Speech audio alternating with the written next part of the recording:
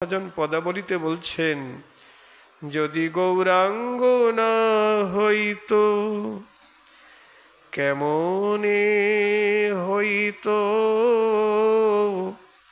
কেমনে ধরিতাম দে।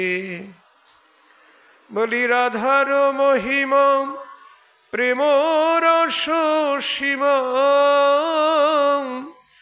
রাধার মহিমা প্রেম রস সীমা,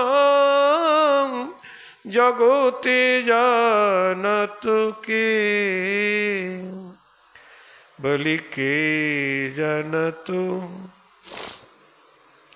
রাধার মহিমা, কে জানত। আমার গৌর যদি না জানত রাধার মহিমা, কে জানত। আজকে যে সবাই রাধে রাধে বলছেন, আমার গৌর যদি না জানত রাধার মহিমা, কে জানত। মধুর বৃন্দা বিপিন মাধুরী, প্রবেশ চাতুরী সার। বরজ যুবতী ভাবের ভকতি, বরজ যুবতী ভাবের ভকতি, শোকতি হইত কার। বরজ যুবতী মানে যারা মধুর রসাশ্রয়ী ব্রজ সুন্দরী, তাদের যে প্রেম ভক্তি ভাব ভক্তি, এর আস্বাদন আমরা কোনোদিন পেতাম না যদি আমার গৌর হরি না আসত। মধুর বৃন্দা বিপিন মাধুরী, প্রবেশ চাতুরী সার। এই বৃন্দাবন লীলায় মধুর রসের প্রবেশ অধিকার সবার হতো না। মহাপ্রভুই তার পার্ষদগণকে প্রেরণা দিয়ে গেলেন, শক্তি সঞ্চার করলেন।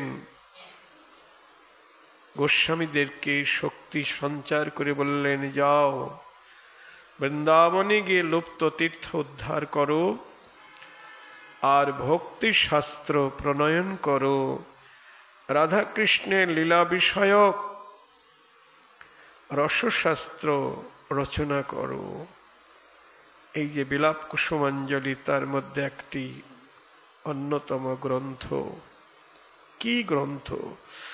শুধু রাধা দাসী অভিমানী, রাধারানীর চরণে আকুতি। জয় রাধে।